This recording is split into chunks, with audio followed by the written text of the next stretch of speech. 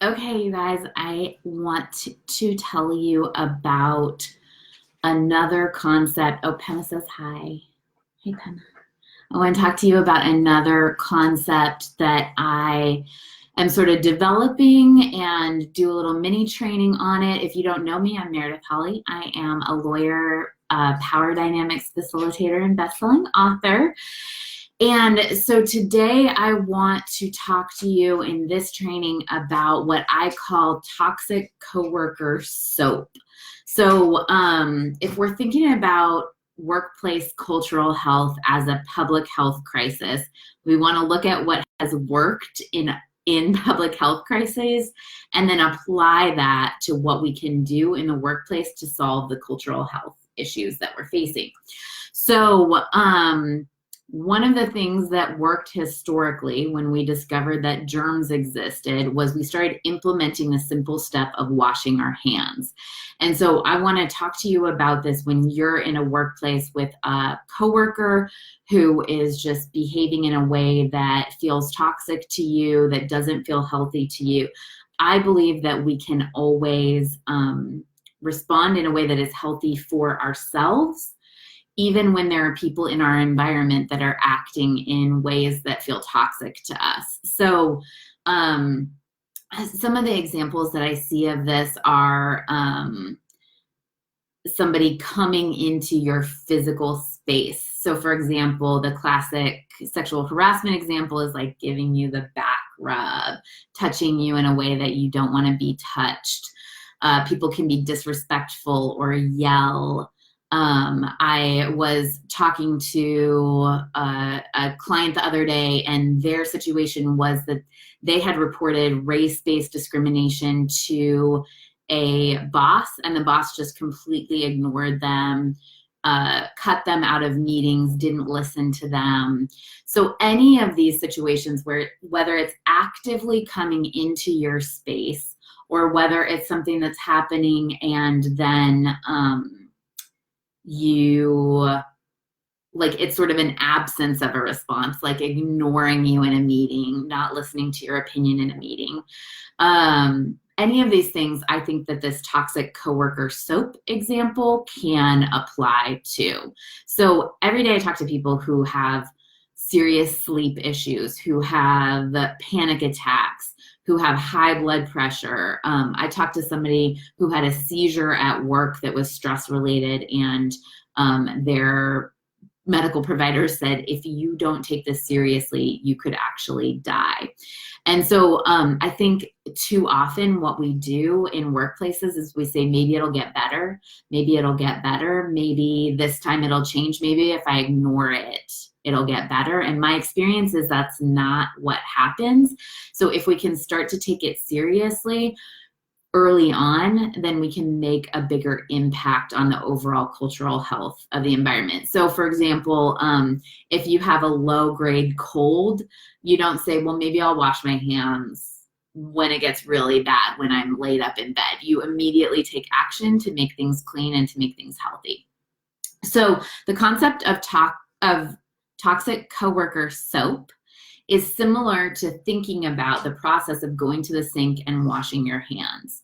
So I'm going to go through the steps. The steps are stop, open the faucet, apply disinfectant, and then pour water on it. So I'm going to go through each of those steps separately and talk to you about how those apply in a situation that's not literally talking about germs. So in this situation, what we want to think about is a lot of times somebody does something at work, right? And we take it away with us. We take it home with us, and then we replay it and replay it and replay it in our minds. So they're not even in our presence anymore. And we're still having this experience where we're replaying the experience in our minds and kind of reliving the humiliation of the experience or the panic of the experience. So what you want to think about when you notice yourself having a response, Pema really wants to be in this training. She has a lot to say. And she's a really good coworker, so she deserves some spotlighted attention. Okay. Anyway, so what you want to think about and the way you want to do it is you want to stop. So the way that you stop and go wash your hands, take the time to walk to the sink and wash your hands. When you're in this experience that feels toxic, you want to take space to stop. Just picture yourself going to a sink and just taking a moment. It doesn't even have to be a long amount of time. That's the first step, and it sounds kind of obvious or even silly, but you really have to pay attention in these situations, especially when you're taking things home with you. You just want to take a moment and stop. And it's totally worth it to take this extra space, to take this extra time, because really when we're replaying and replaying and replaying these experiences in our minds, it actually is it's draining to our energy. It reduces our productivity in ways that sometimes we don't even notice. If you can take a moment to stop, then and separate yourself from the experience, get to a blank space, then you can really figure out how you want to deal with it. Step 2 is open the faucet. And so what I mean by that is you take out a blank sheet of paper, maybe a journal. I use these like Moleskine journals, just something blank that you're comfortable writing in. It could literally just be a blank sheet of paper, and you just write out all of your thoughts. It could be a description of the experience, but then what do you think about that experience? What is in your brain? And just like let loose, open the faucet of your brain onto a piece of paper. I think that it works better to do this in handwriting, but some people can do it in a voice memo. You could do it talking to a friend sometimes, but I recommend really taking a blank sheet of paper and writing out all of your thoughts about this. Even versus typing, I think handwriting it can be pretty effective. Don't censor yourself, just write out every thought you have about the situation. And then what you want to do, so that's the second step, is open the faucet. So the first step is stop. The second step is open the faucet. And then the third step is apply disinfectant. So this step is when you really take a look at your thoughts about the situation and what those thoughts are creating. So we know that what happens in life, there are some things that we can control and other things that we cannot control. So we spend a lot of time in life often trying to control other people's behavior or hoping that other people will change their behavior so that we can feel better. But what we know is that if I walk into a room and there are 20 people in the room, people are going to have 20 different feelings about me. And that's because they have 20 different thoughts about me. So our thoughts are what actually create our feelings. So most of us will have an experience with a coworker, and the coworker will behave in a way that maybe is unacceptable or inappropriate. They'll behave in a way that we don't like. But then when we take that away from the workplace, and this is a totally normal thing that most people do, so I'm not at all criticizing it, but when we take that away from the workplace, then our own thinking can be abusing ourselves. So that's the immediate place that we can make a shift, that we can kind of disinfect ourselves from the thoughts that are creating feelings that we don't like, from the thinking that is toxic to us. So for example, if I walk down the street and somebody with a mental illness comes up to me and says, "You have ugly purple hair," I am not going to have my feelings hurt about it. I'm not going to feel upset. I'm not going to feel mad because I don't believe that I have purple hair. If they came up to me and said something that triggered a thought I do have about myself, that's when I'm going to feel a negative feeling. If I have a boss who says, "You are a terrible writer," I'm actually not going to believe that because I think I'm a good writer. But for some people, that really would trigger their own thought that they're a terrible writer, that they're a terrible public speaker, that they're not good at their job, right? So whatever we are making, whatever we're believing about what the person has said, about what the person has done, is the first step to take a look and disinfect ourselves from whatever's not working in it.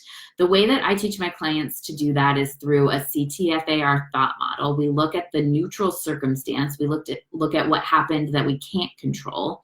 Then we look at our thought about it and the feelings that that thought creates, and then what they're going to do or not do based on the feelings that creates. So this is a big part of what we actually work on with clients through our power dynamics training, is how do you take a look at what you can control, make sure that your mind is working for you and that you're feeling however you want to feel, even if there are people who are behaving inappropriately.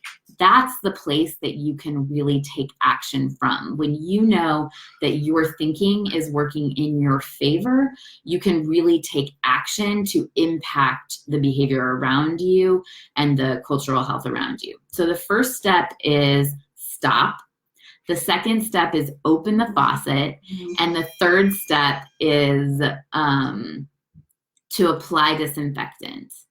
The fourth step is pour the water. And so this step, what I mean by that is add on whatever you want to add on to the situation, whatever you think is clean, whatever you think is healthy, especially to yourself.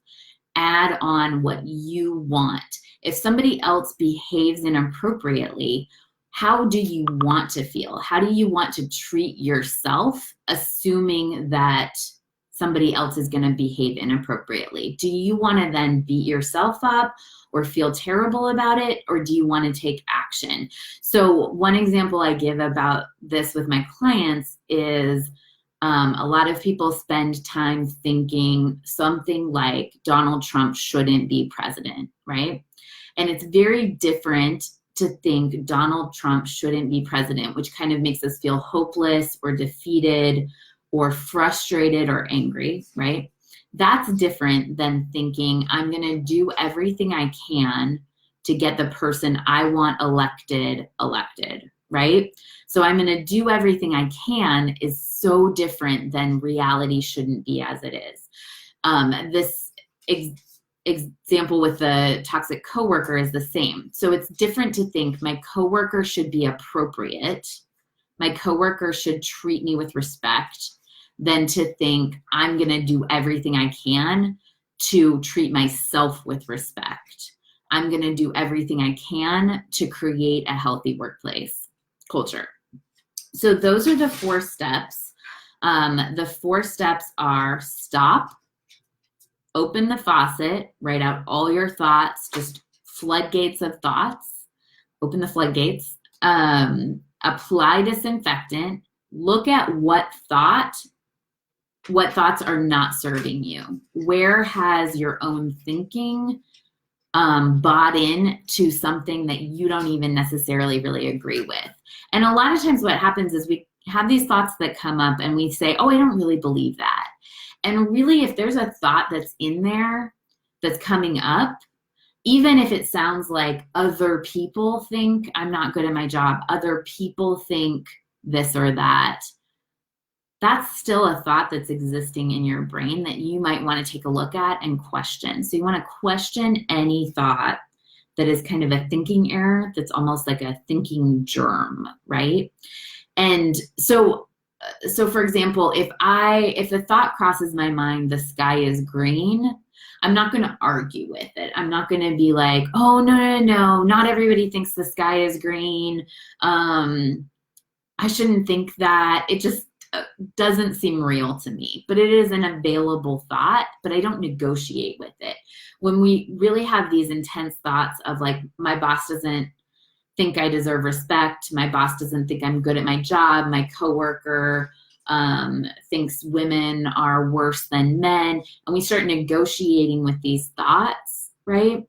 They actually do have impact on us. And so we really want to question it and just see what these thoughts are creating in your life as the first place to make an impact from.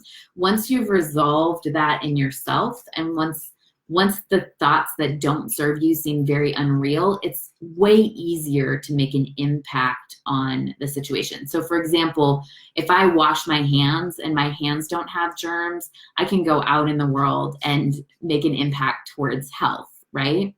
If I am not washing my hands, even if I'm going and working in a hospital, my work in the hospital might be worse because I haven't looked at my own hands, if I haven't washed my own germs off. So discrimination, bullying, these are all based in thinking errors. People behave in negative ways, in toxic ways in our environments because of thinking errors. When we can resolve our own thinking errors about ourselves and what we deserve, then we can make a bigger impact in other people's thinking errors and how they behave and how they show up. So these are the kind of things that we teach in Power Dynamics training. If you want to go access our free version of Power Dynamics training, we just have an intro version. It's 3 short videos. It gets you started. That's at erisresolution.com/powerdynamics. Thanks for watching.